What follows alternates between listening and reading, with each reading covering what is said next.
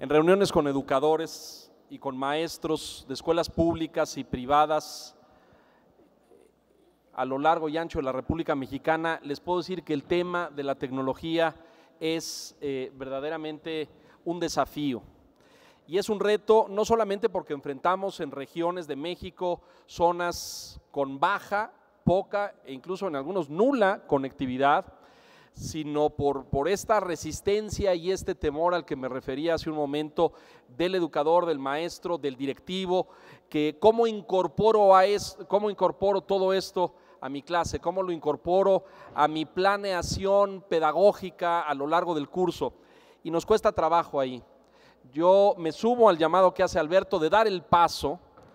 Las escuelas, los directivos, como grandes promotores, tienen que ser los timones de este proceso, tienen que ser los que encaucen e impulsen, y no sabemos, la gente de nuestra generación, los que no somos de la generación digital, no sabemos, pero aprendemos en el camino, algunos como que de lento aprendizaje, hay que decirlo, ¿no es cierto?, y que nos cuesta mucho trabajo. ¿A poco ninguno de ustedes le pide a su hijo que le programe la pantalla del celular, o ninguno de ustedes le pide que le realice alguna función en el smartphone o en la tableta? Bueno, porque ellos lo resuelven con mucha mayor rapidez de lo que lo resolvemos nosotros. Lo importante aquí es no detenerse, seguir avanzando, dar el paso, atreverse a navegar, a bajar contenidos, a probar una aplicación, a intentar construir una red de intercambio informativo en el colegio, en la escuela, hacer tareas por redes, enviar y mandar mensajes. El caso que comentaba Alberto de esta maestra en los Estados Unidos, que para captar la atención de sus alumnos empezó a estimularlos a través de mensajes SMS y a través del teléfono, es apenas un pequeñito ejemplo de lo que se puede hacer. De lo que van a hablar ahora los siguientes panelistas es tal vez de ese reto y de ese gap, dicen los americanos, generacional, y de eso que sabe hacer muy bien una generación y que desconoce la otra, y que los vasos comunicantes o los hilos que enlazan a veces están rotos o interrumpidos. Le quiero dar la bienvenida. Vamos a hablar ahora de este debate intergeneracional, y para este panel vamos a recibir aquí arriba en el escenario, con el aplauso de todos ustedes, por favor, vamos a recibir a Jacqueline Butcher, por favor, del TEC de Monterrey. Jacqueline, bienvenida, muchas gracias.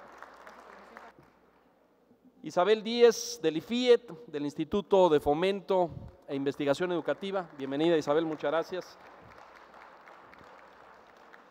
Bernardo Padrón, Fernando Valenzuela de Cengage Learning, un joven Fernando Padrón, adelante.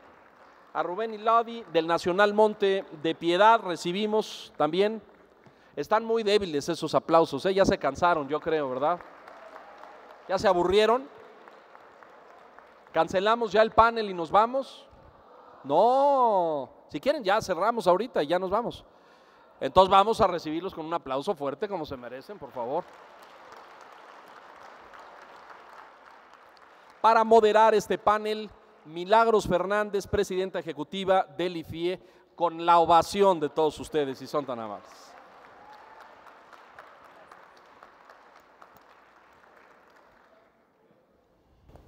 ¿Qué tal? Buenas tardes, les agradezco muchísimo a todos los panelistas que están con nosotros. Ya no voy a hacer una introducción de ustedes porque ya lo hizo Leonardo. Y lo que vamos a tratar en este panel es de hablar del concepto de ciudadanía.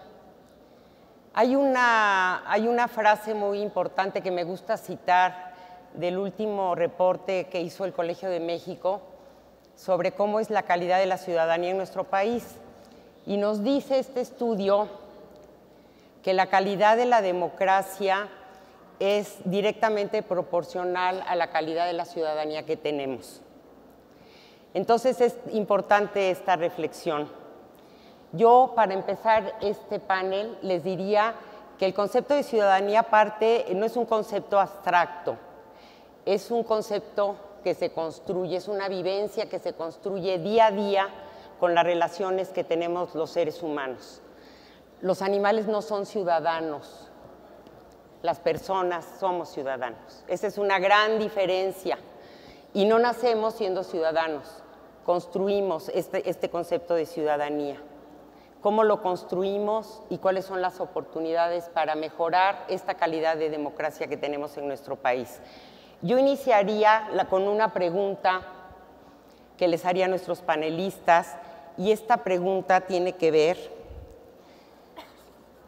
con qué significa ser ciudadano y que lo pensemos dependiendo de las diferentes generaciones. Si decimos que ser ciudadano es una construcción relacional, pues no es lo mismo las condiciones que tenemos ahorita que las que tuvimos cuando yo era joven o cuando yo era niña, ¿sí? Sí, ayer. Ya una abuela con 3 nietos, ¿no? Entonces, no es lo mismo. Hoy tenemos mucha tecnología, hoy tenemos una estructura familiar diferente a la que teníamos hace unos años, hoy tenemos un mundo globalizado que nos permite cosas que antes no nos permitían, ¿no? Como yo antes decía, nacías en Timbuktu y morías en Timbuktu, hoy eso ya no pasa. En fin, hay una serie de condiciones que modifican. Entonces yo, tomando esto en cuenta, y les dije a los panelistas, no se vale, en este panel no se vale decir que el tiempo pasado fue mejor. No queremos panelistas nostálgicos, queremos panelistas propositivos y que ven hacia el futuro con esperanza. ¿Quién se anima? Jackie. Buenas tardes. ¿Sí se oye? Sí. No es que haya sido mejor, pero sí era diferente.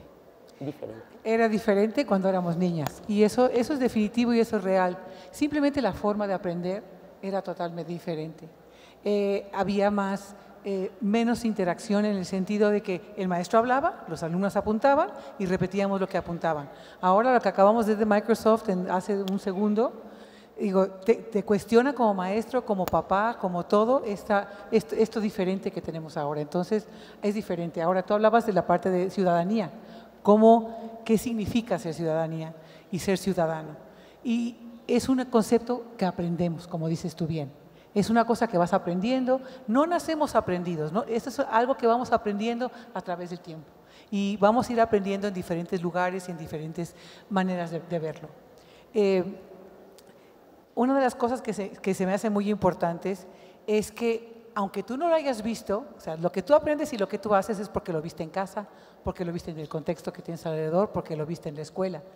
Pero aunque no hayas visto algunas cosas, siempre hay oportunidad de aprender cosas nuevas. Y eso es lo que tenemos que tener como esperanza para el futuro. También es importante vivir la ciudadanía y verla y vivirla. En algunos estudios que hemos hecho a través del centro que yo represento, hemos visto que la gente aprende a ser solidaria, la gente aprende a ser y a la gente a trabajar en conjunto. Yo creo que más adelante podemos hablar de esos ejemplos. Gracias, Jackie. Isabel, ¿qué nos cuentas de esto? Bueno, en mi caso, yo les puedo hablar que en mi generación hay bastantes cambios, porque estamos viviendo en una época en que la velocidad de los cambios es impresionante. Y esto nos da cierta incertidumbre sobre el futuro. Ahora bien, en un inicio, nosotros de pequeños aprendimos que ser un ciudadano pues era cantar el himno nacional, hacer honores a la bandera. Esas fueron las nociones iniciales de lo que era ser un ciudadano. Sin embargo, conforme fuimos creciendo, con todos los cambios en los que estamos inmersos, con este mundo global y con toda la tecnología que tenemos, el concepto de ciudadanos ha cambiado por completo para mi generación. Ahora no solamente hablamos de que somos ciudadanos mexicanos, hablamos de que somos, como dijo Jacques Delors, ciudadanos del mundo. Ya no solamente nos interesa abordar temas de importancia en nuestro entorno inmediato, sino que queremos abarcar también problemas que suceden en el mundo. Por ejemplo, tenemos varios emprendedores, por mencionar uno, Craig Kilburger, de Canadá, que a los 12 años él no tenía un problema inmediato, Sin embargo, leyó en el periódico sobre trabajo infantil y entonces empezó toda una organización que ahora es mundial y que se dedica a luchar por la causa del trabajo infantil en todo el mundo. Y también otro punto dentro de mi generación en cuanto a la ciudadanía es que ahora tenemos que hablar de ciudadanía digital. Gracias a la tecnología ahora podemos intervenir de manera mucho más directa en muchísimas causas. Podemos empezar movimientos, podemos empezar empresas, organizaciones, incluso en distintos lados del mundo. Y también ahora pues se tiene que hablar precisamente de ciudadanía digital, de qué es ser un ciudadano con la tecnología en el Internet, y también eso implica muchas más cosas, responsabilidad, respeto en línea, en fin. Gracias, Isabel. Rubén, tú, para ti, ¿qué significa ser ciudadano? Bueno, ser ciudadano en mi época era, pues yo nací mexicano y nací en Ciudad Victoria y coincido con ser ciudadano no es simplemente eso. Ser ciudadano es saber cuáles son tus derechos y sobre todo más que saber cuáles son tus derechos y obligaciones, lo más importante es ejercerlos. Y ejercerlos de una manera responsable y de una manera proactiva. Porque es muy fácil decir, pues yo soy ciudadano y denme. Hay que decir, yo soy ciudadano y qué voy a hacer por los demás. Entonces, para mí el concepto de ciudadanía es algo también, coincido, es algo que se aprende y se debe de aprender muy bien. Hay muchos medios para hacerlo. El Internet es uno de ellos, no es el único. También hay que practicarlo de persona a persona, pero para mí eso es la ciudadanía. Gracias, Rubén. Bernardo, ¿qué nos dices? Bueno, para mí ser ciudadano supone tres componentes, de los cuales con uno nacemos, con los derechos humanos, ¿no? Como un poco el antecedente de mi generación, apenas acabo de cumplir 18 años, hace 10 meses, y antes de eso yo pues, ya me dedicaba un poco a la ciudadanía, al activismo. Y muchos me decían, es que todavía no eres ciudadano porque todavía no tienes 18 años.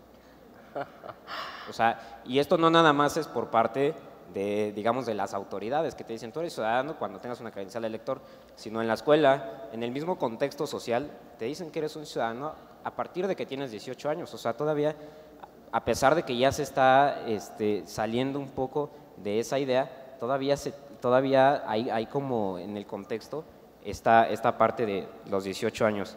La otra es aprender a ser ciudadano, pues supone también adquirir ciertos valores, ¿no? ¿Por qué? Porque los valores nos van a hacer preocuparnos por el otro ser humano, o sea, no ser individuales. Cuando uno no tiene valores, aunque tenga derechos humanos, pues simplemente cae en una suerte de decir, pues el derecho del más fuerte. ¿Por qué? Porque pues nada más me preocupo por mí y por mis intereses. Entonces, cuando yo tengo valores, me preocupo no solo por mí, sino por el contexto y por las otras personas. Y como tercer punto, el ejercicio de la razón, que es aquello que nos va a hacer poder decir, estoy dejando de creer que esto está bien o creer que esto está mal. Y entonces estoy empezando a tener conciencia a partir de la razón, de lo que está en el contexto, de todo lo que se está desarrollando en la realidad. ¿Para qué? Para poder ser un emprendedor social, para poder ser partícipe de la sociedad. Y estos tres componentes, pues bueno, a partir de ahí ya vamos a poder utilizar las herramientas que nos ayudan a ejercer la ciudadanía. Gracias, Bernardo. Fernando. Bueno, para mí sería muy difícil ponerme en un entorno nostálgico y pensar que éramos mejores ciudadanos generaciones previas. A mí me encantaría volver a los 18 años y enfrentarme fue hace muy poco, enfrentarme a las oportunidades que existen hoy. Yo quiero conectar este tema de la ciudadanía con la educación, porque la educación es el único instrumento que tenemos para cambiar comportamientos. Entonces, ya nos hemos preguntado, con lo que decía Isabel, con lo que han dicho todos mis compañeros, ¿ciudadanos de qué? ¿Nacer en Oaxaca nos hace ciudadanos mexicanos o nos hace ciudadanos del mundo? Si somos ciudadanos del mundo, ¿nos identifica nuestro pasaporte, nuestro lugar de nacimiento o nuestras relaciones, nuestros ritos, nuestras restricciones y nuestros modelos a seguir? Yo creo que son estos 4 elementos lo que nos identifica como ciudadanos del mundo. Los ciudadanos hoy, las nuevas generaciones, y en esto me baso en los permanentes estudios y escuchas que hacemos de estudiantes para crear nuevas experiencias de aprendizaje, nos dicen que esta es una generación de estudiantes que cuida mejor el planeta que nuestra generación. Es una generación que además es capaz de actuar y transformar el mundo, como bien decía Isabel, encontrando proyectos, participando, siendo mucho más activos. Tenemos un activista de 18 años que difícilmente existía en nuestras generaciones. Entonces, yo creo que debemos cuestionarnos el concepto de ciudadanía, pero con una mirada muy optimista y muy ambiciosa de lo que con la educación, las oportunidades y la transformación de conocimientos podemos lograr. Ya no necesitamos mirar al profesor de espaldas escribiendo en un pizarrón, ya podemos crear conocimiento junto con el profesor. Gracias, Fernando. Es obligada la pregunta, después de todo lo que hemos visto en la mañana, de que los contextos difíciles, las relaciones que muchos de nuestros jóvenes viven en sus familias, relaciones de violencia en sus comunidades, falta de oportunidades, desigualdades lacerantes en nuestro país, todo esto nos hace que el capital social con el que contamos como mexicanos pues sea un capital social bastante pobre, ¿sí? Diría yo. Y luego muchas veces lo que te dicen es que este capital social es como un lubricante social, ayuda a que seamos eficientes, a que trabajemos en forma armónica, a que cooperemos, ¿no? Cuando tenemos poca confianza, según nos dicen los estudios, en las instituciones que nos rigen, cuando tenemos pocas confianzas en el otro, ¿cómo podemos tener esperanza?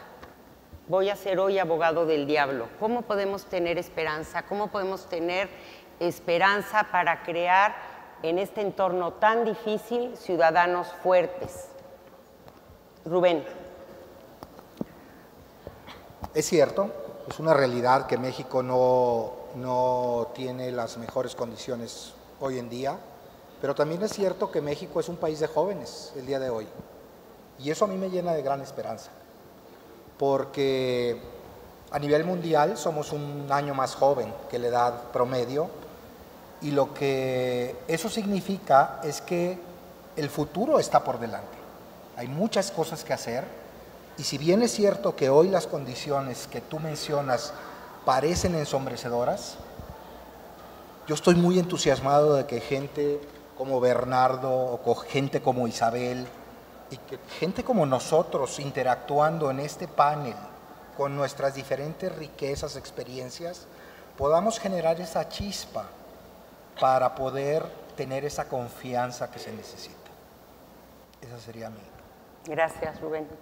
Jackie. Bueno, yo quiero regresar a la parte del aprendizaje y una de las cosas importantes creo que es esa experiencia vivida.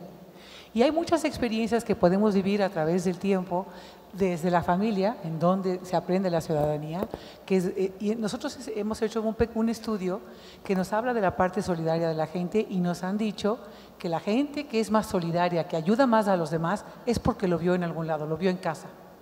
Y eso de casa es muy importante. Ahora, tu pregunta del contexto tan complicado y con las diferentes familias. Las familias sí son diferentes, pero se sigue aprendiendo en casa. En otro estudio que ustedes nos dieron varias cosas que veíamos aquí, era lo importante cómo los jóvenes se relacionan todavía con sus padres, y también hay otras cosas que nos dicen que el valor en México sigue siendo la familia. Entonces, ahí es nuestro primer núcleo donde poder aprender. También podemos aprender en otros lados a través de diferentes tipos de experiencias vividas. Donde tú aprendes es lo que vives y luego lo de lo que vives, lo que haces tuyo.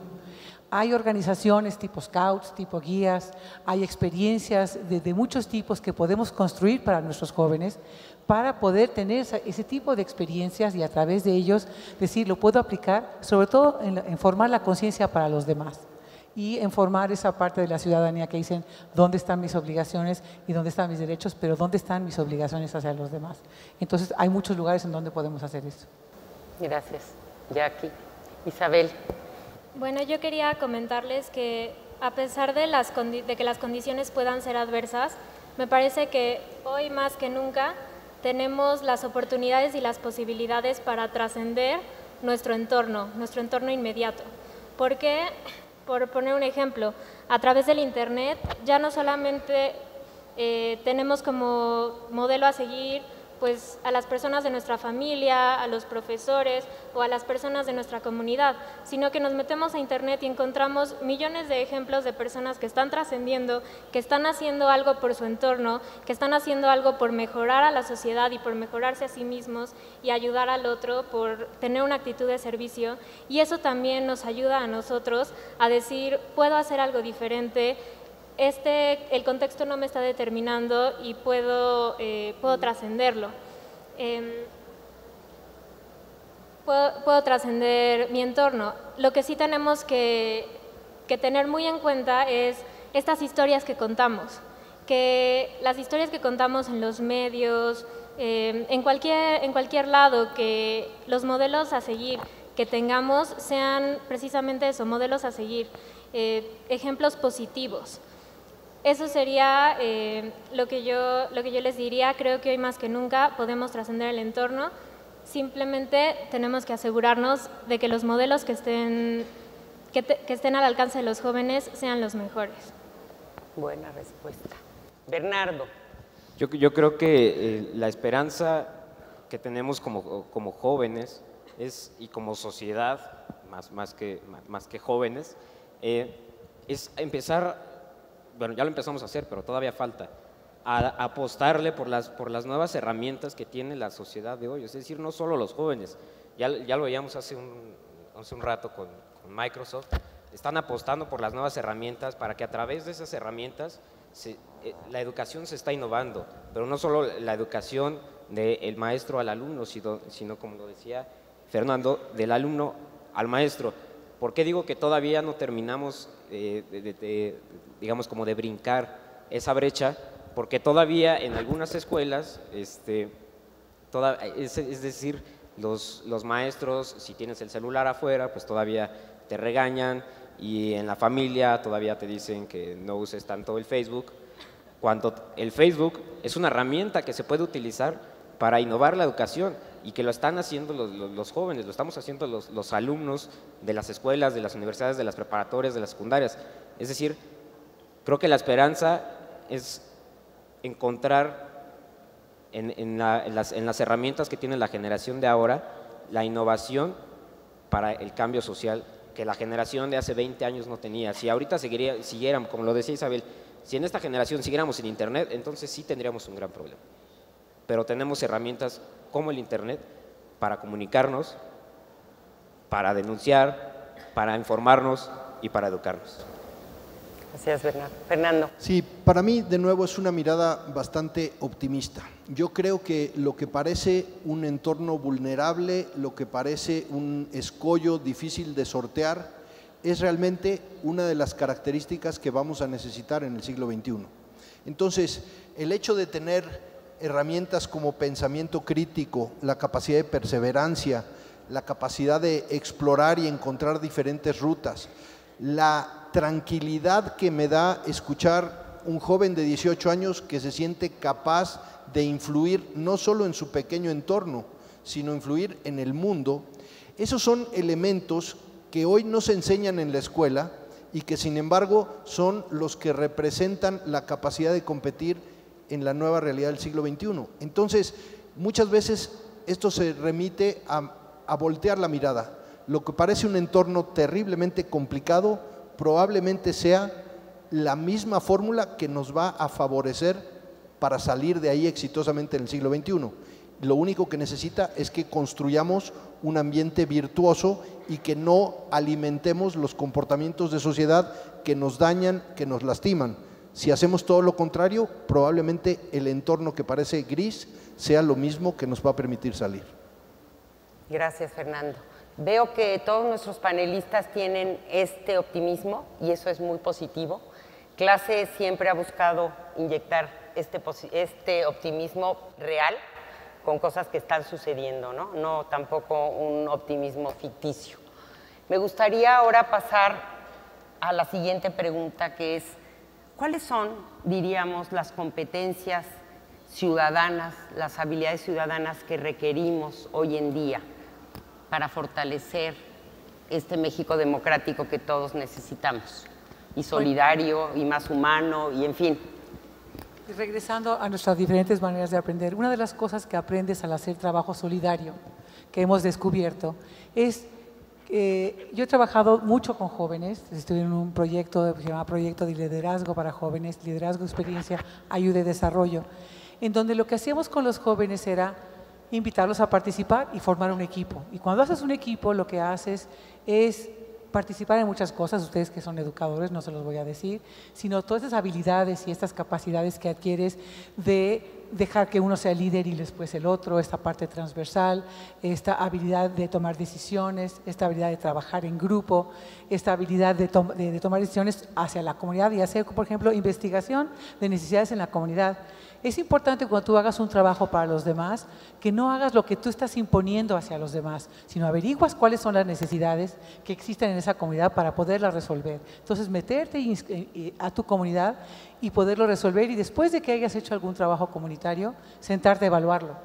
¿Qué aprendimos? ¿Qué no aprendimos? ¿Qué realmente necesitaba la gente? ¿Cumplimos las expectativas de la comunidad en que trabajábamos? Entonces, eso lo hacíamos alrededor de formar equipos. Entonces, creo que una de las competencias es esa que hay que desarrollar, trabajar en grupo, que no tenemos mucho la costumbre de hacerlo en México, nos cuesta mucho trabajo.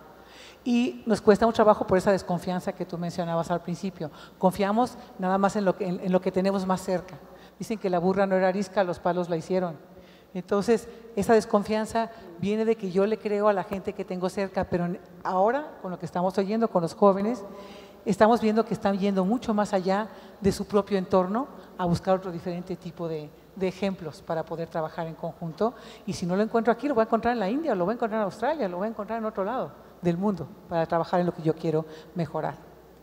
Bueno, además de lo que ya dijo Jackie, pues yo agregaría en primer lugar que necesitamos formar a jóvenes para la gestión de la información.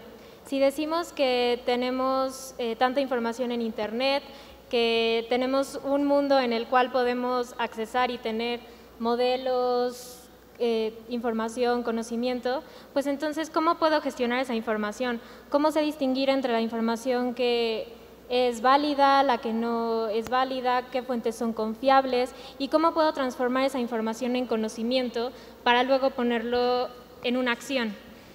Además de la gestión de la información, también me parece muy importante formar jóvenes proactivos. Se vale decir, esto no me gusta, no estoy de acuerdo en esto, pero después, ¿qué propongo? No es solamente quedarnos en una opinión, sino hacer algo al respecto. También me gustaría agregar la resolución de problemas. Se trata de formar jóvenes, niños y jóvenes, que no se queden congelados ante una situación incierta, que si algo sucede que no lo tenían planeado, puedan tener algo que hacer, que puedan sobreponerse a esa situación y tener una solución. Y finalmente me gustaría agregar que también necesitamos formar jóvenes creativos. La creatividad me parece una competencia muy importante para la ciudadanía, porque no solo tenemos muchos problemas y posiblemente sean los mismos problemas que teníamos antes, algunos nuevos, otros iguales. Sin embargo, ¿cómo podemos encontrar nuevas soluciones para esos problemas? Gracias, Isabel. Rubén. Mila, yo creo que una de las competencias básicas que debemos de fomentar, no solamente en los jóvenes, sino en todas las personas, es precisamente fijarnos un proyecto de vida. Estamos, o por lo menos yo hablo desde mi experiencia, acostumbrados a que nos digan qué hacer. Nosotros tenemos que decir, oye, ¿yo qué quiero llegar a hacer? ¿Hasta dónde quiero llegar en esta vida? Me sorprendía cuando platicaba con Bernardo, que desde los 12 años está metido tratando logrando muchas cosas. Yo decía, yo cuando era joven no tenía esa claridad mental de hacia dónde voy. Entonces esa competencia de tener muy claro el rumbo y de creérmela, generalmente no nos la creemos, es una de las habilidades principales que debemos de tener. Y ahondando en lo que decía Isabel del mundo de información que nos rodea, pues también hablaría de tener un pensamiento crítico, tener una opinión formada, porque también no todo lo que existe en Internet puede ser lo mejor o puede ser lo correcto. Yo aportaría eso. Gracias. Bernardo. Yo creo que una de las competencias que se debe de desarrollar, que antes se desarrollaba y que ahorita yo he visto pues, en el contexto de la educación que se ha olvidado, es la educación en valores. Es decir, o sea, la educación se ha ahorita encaminado únicamente a enseñar matemáticas, y si eres un buen físico, eres un buen alumno. O sea, si sabes matemáticas, eres un buen alumno. Y entonces, ¿en dónde queda la parte humana de la persona? Yo creo que esa es una de las competencias que se debe de desarrollar en los jóvenes, pero desde niños. Es decir, se podría decir, yo me considero una de la generación joven vieja, porque… ¿Qué nos dejas? Justo no quería hablar, no lo quería decir, pero justamente porque ya, digamos, a la mitad de mi vida fue cuando esta generación ya se empezó a desarrollar como la vemos ahorita, pero no nos debemos, creo que yo me quedaría con eso, o sea, la competencia que se debe de desarrollar en los jóvenes es la parte humana, porque a partir de la parte humana podemos hacer muchas cosas. Si no tenemos parte humana, podemos ser una eminencia en aquello que nos dediquemos, en aquello que soñemos, pero si no tenemos parte humana, no podemos hacer nada. Entonces, creo que el valor de la persona y valorar a las otras personas, vivir por los demás, es la competencia que se debe desarrollar.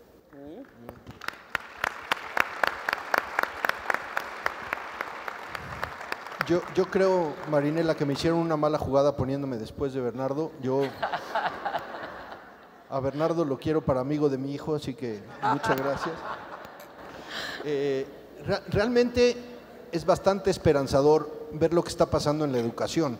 Es decir, si nosotros nos damos cuenta de que el Premio Nobel de la Paz lo tuvo una mujer de un país no desarrollado de 17 años de edad y trabajando en educación, ¿qué mejor momento para pensar que la educación es el lugar correcto para tomar acción? Cumbre de líderes en acción. Entonces, la educación es el lugar para actuar, primer punto. La capacidad que necesitamos hacer es aprender en cualquier momento, en cualquier lugar, a través de cualquier dispositivo y por el resto de nuestra vida. Entonces, educarnos no significa hacer una manufactura que pasa del grado 1 al grado 2 y de la educación media a la superior. Educación significa que empezó y no termina más. Esa es una habilidad fundamental. ¿Qué mejor momento que tener empresas como Microsoft, McKinsey y todas las demás que están mirando la educación? Eso no había ocurrido antes con tal intensidad, junto con los cientos de miles de empresas, inversiones que están buscando transformar la educación. Entonces, ¿qué tenemos que hacer? Crear una generación capaz de inspirar, de explorar, de inventar, de compartir, de crear y que se sientan capaces de cambiar el mundo. Y esto para mí es una habilidad que ya existe y que el reto está más bien para los que trabajamos en la educación. O lo aprovechamos ahora o vamos a dejar pasar una ventana que difícilmente se va a poder repetir, o vamos a echar a perder una generación de jóvenes que está lista, dispuesta para transformar el mundo. Concluimos ahorita, voy a tener una ronda más. Veo el tiempo que tenemos y entonces les pediría yo a nuestros panelistas una ronda más de conclusión, porque me dicen muchos, quiero decir algo más.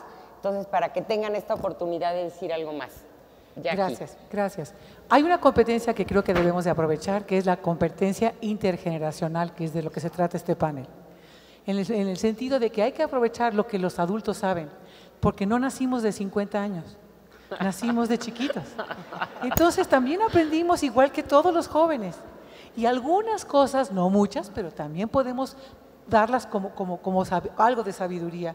Yo creo que el aprovechar lo que hay, sea personas, sea maestros, sea tecnología, es una habilidad y una competencia que deben y aparte de discernir y escoger lo que vale la pena, pero hay que aprovechar lo que existe y mucho esa relación intergeneracional puede ser muy útil. Gracias, Jackie. Isabel.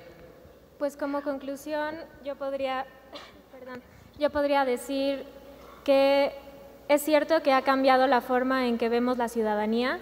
Ser un ciudadano antes ya no es lo mismo que ser un ciudadano ahora. Sin embargo, hay algo que no cambia. Hay una premisa que fue, es y seguirá siendo. Como dijo José Vasconcelos, el conocimiento solo es poder cuando se convierte en realidad a través del acto.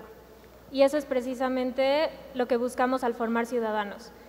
Jóvenes y personas capaces de ser críticos ante la información que reciben y poder convertirla en acciones positivas y favorables a la sociedad.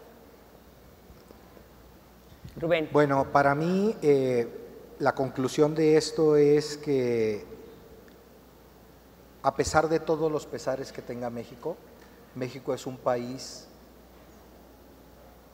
extraordinario en términos de ciudadanía. ¿Y por qué digo extraordinario en términos de ciudadanía? Cuando me podrían decir, oye, no tenemos ciudadanos formados, no hacemos este tipo de cosas. Pues somos un país extraordinario simplemente por foros como este, foros que nos permiten expresar nuestras ideas, como decía Jackie, compartir nuestras opiniones y nuestras experiencias. Y tengo una gran esperanza y una gran responsabilidad de transmitir lo que he aprendido a través de mi vida a estas generaciones. Me congratulo de estar en un foro como estos.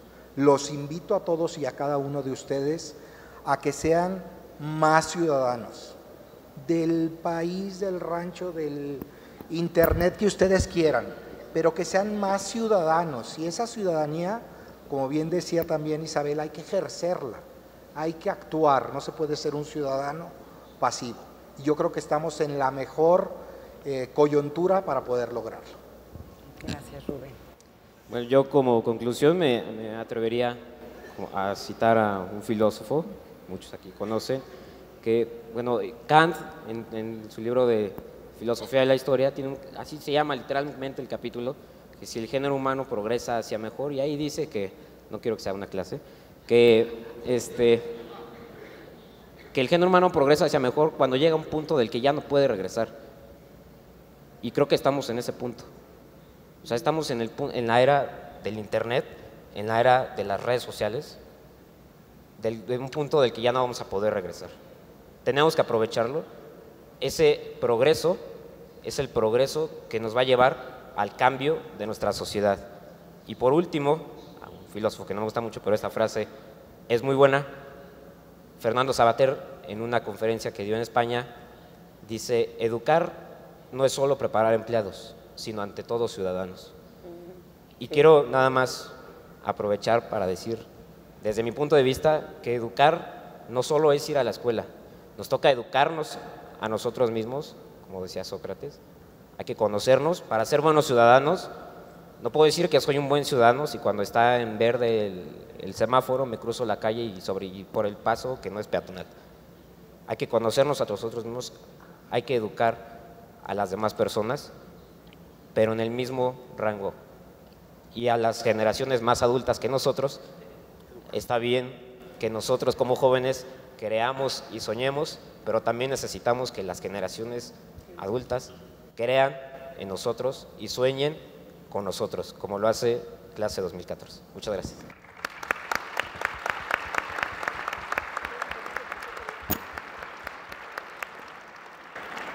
Bueno, yo pienso que siendo aquí una audiencia principalmente docente, en una gran mayoría, y estudiantes, yo creo que empatar esta visión entre el docente y el estudiante, que tienen un rol fundamental en el futuro, es un gran reto.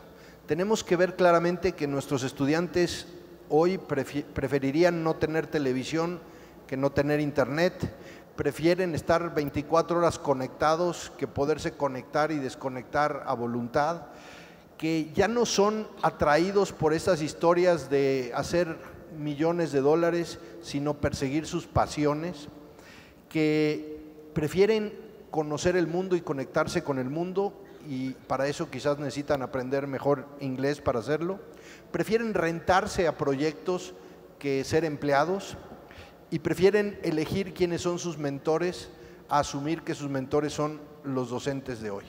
Yo creo que toda esta problemática nos obliga a que nos cuestionemos fundamentalmente si podemos hacer una educación mucho más relevante para este tipo de estudiante, una educación mucho más interesante, mucho más actual para los retos, inquietudes de este tipo de ciudadanos, y mucho más entretenida, buscando los modelos que nos permitan capturar, cautivar y enganchar a estudiantes para que tengamos mucho más modelos a seguir, que hoy existen en muchos lugares, en exploradores de National Geographic, en inventores, en científicos de TED, en un montón de lugares, y hay que mirar a esos modelos en lugar de los modelos que teníamos antes.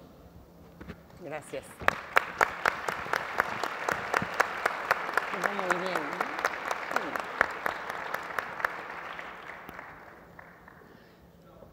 Estamos llegando al final, señoras y señores. Yo, antes de despedir a este fantástico panel, plural, ágil y dinámico, ejemplar diría yo, quiero ver si alguien les quiere hacer una pregunta y darle la palabra a alguien del auditorio que les quiera cuestionar alguna cosa. Aquí tenemos algunas manos levantadas. Si hacemos rápido las preguntas y el panel responde igualmente, nos tardamos muy poquito tiempo. Empezamos de aquel lado, la escuchamos, por favor, si se identifica. Gracias.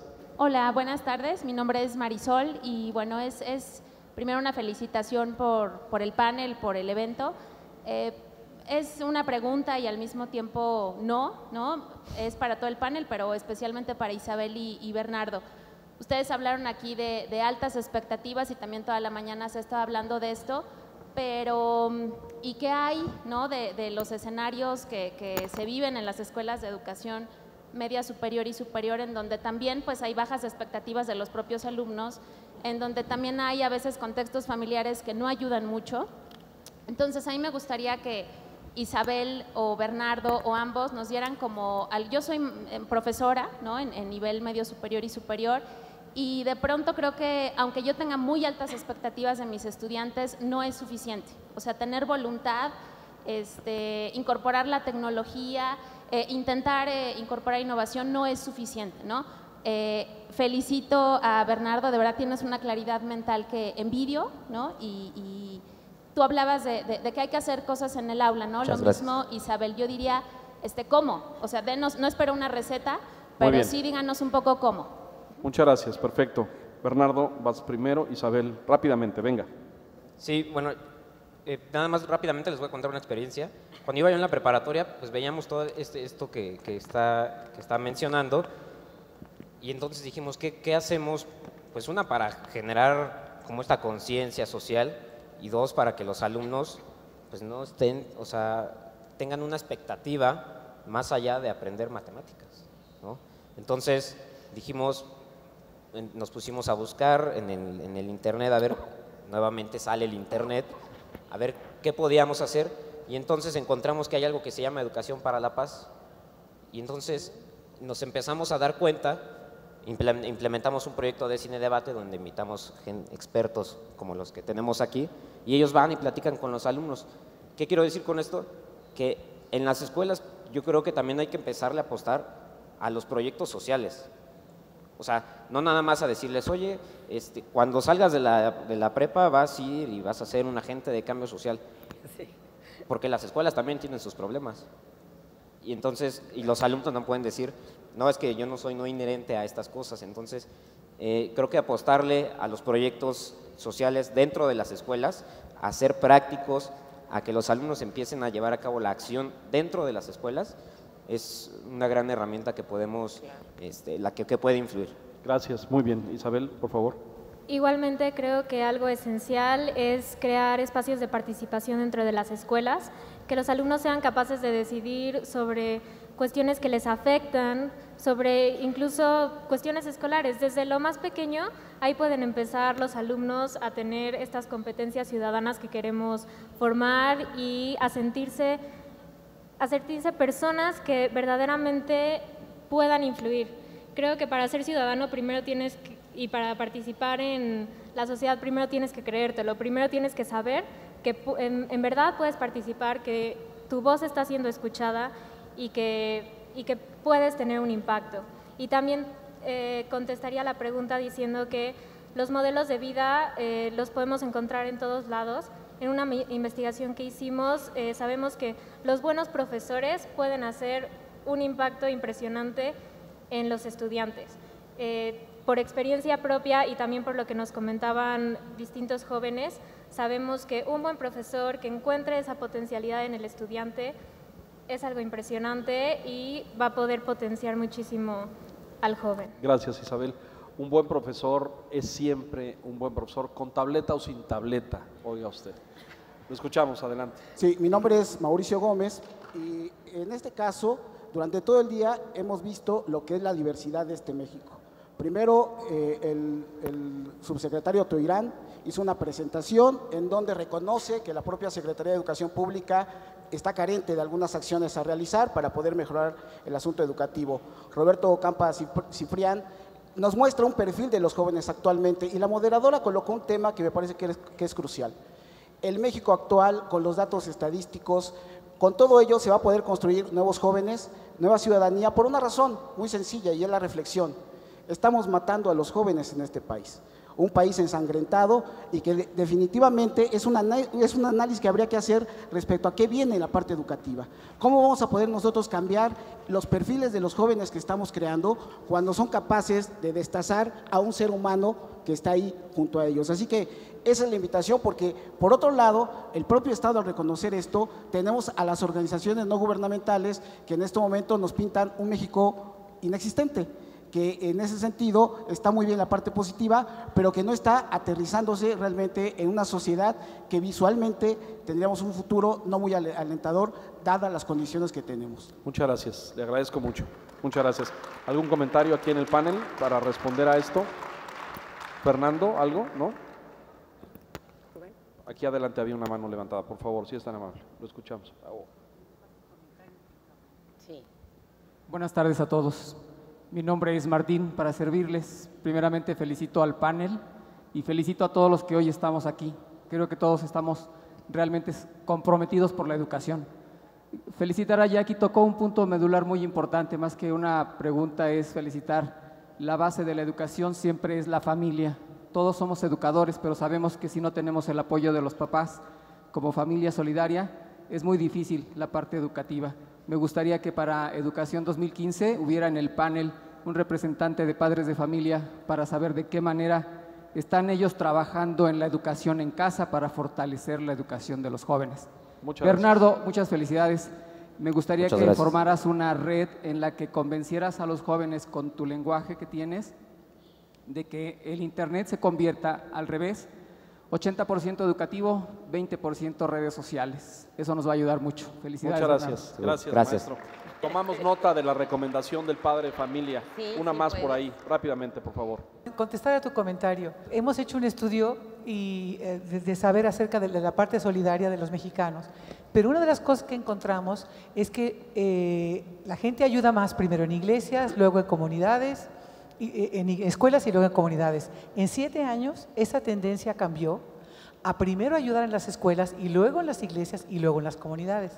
No entendemos exactamente por qué es eso, pero que sí estamos observando es que los padres de familia están trabajando mucho más dentro de las escuelas, y creo que tu sugerencia del año que entra, invitar a padres de familia a que den cómo ellos están participando en la educación, en la formación de los hijos, en todos aspectos, no nada más en el aspecto solidario, es una buena idea, pero sí está cambiando y los padres de familia están preocupados y sí se están metiendo en ver cómo están educándose a sus hijos. Tenemos en efecto una generación de padres de familia mucho más involucrados en la escuela y mucho más presentes. Muchísimas gracias. Yo quisiera agradecerles a todos por la postura que cada uno manifestó.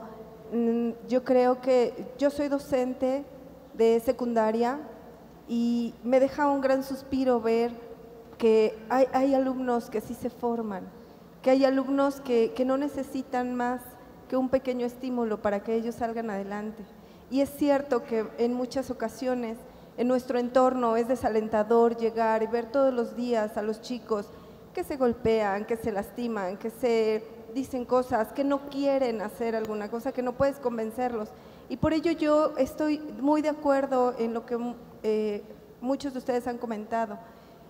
Nuestra labor docente y como ciudadanos ya no es si queremos, es una obligación convencer a los estudiantes de que lo que ellos requieren es adquirir esos conocimientos de una manera o de otra.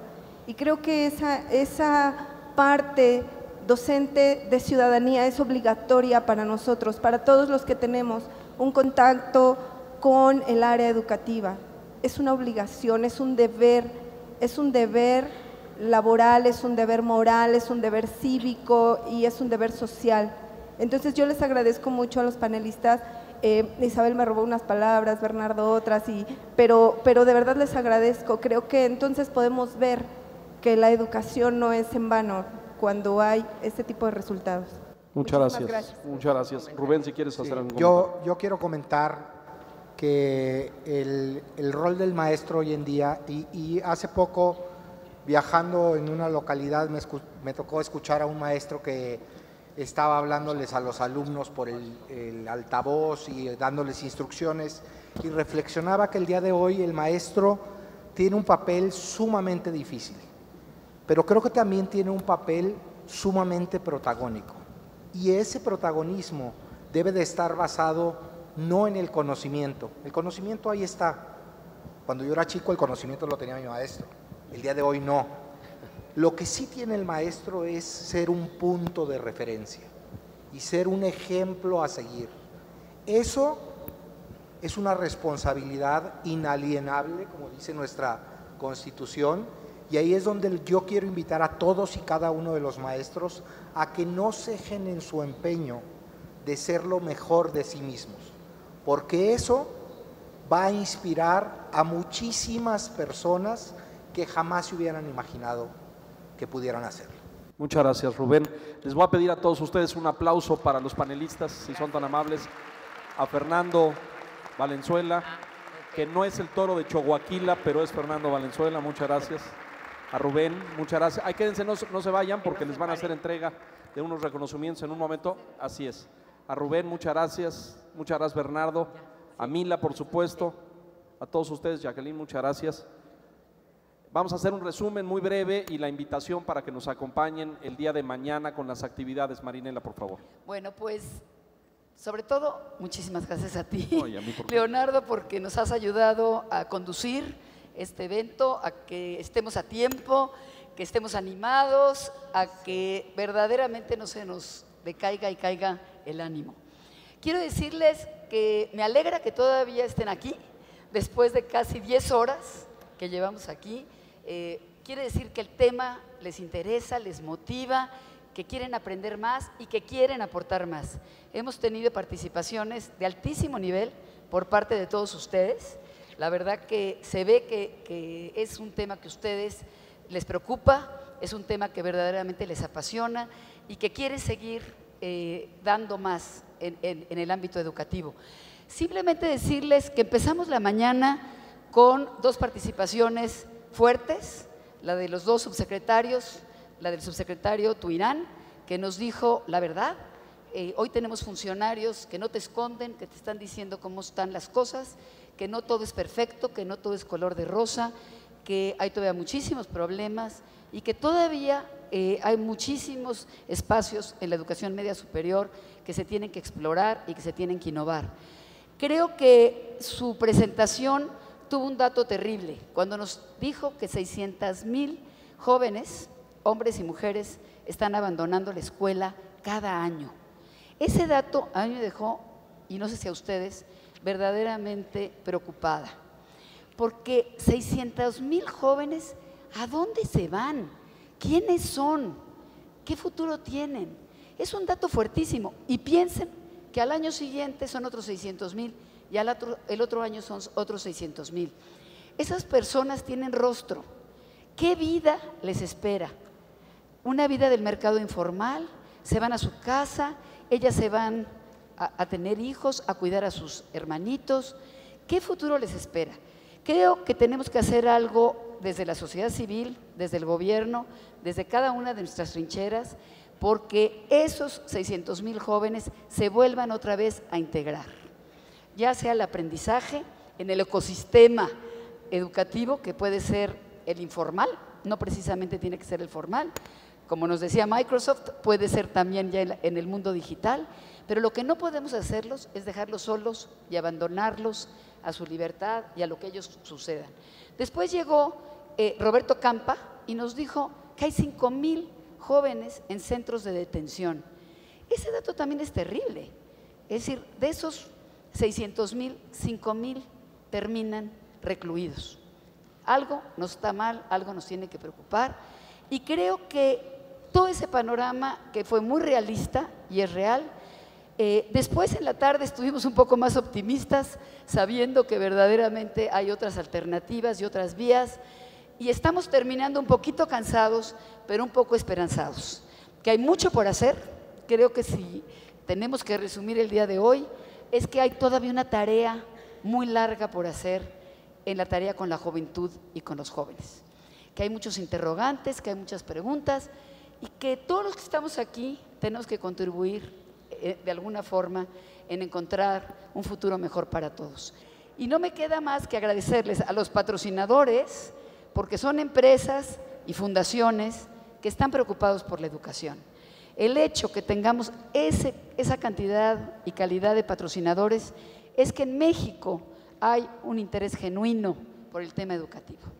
No fue fácil hacer clase, como ustedes saben es gratuito, no cobramos por clase, pero hay alguien que está pagando por clase y son todos los patrocinadores. Yo quiero darles las gracias a todos ustedes y nos vemos mañana tempranito. Que descansen. Muchas gracias, muy buenas tardes.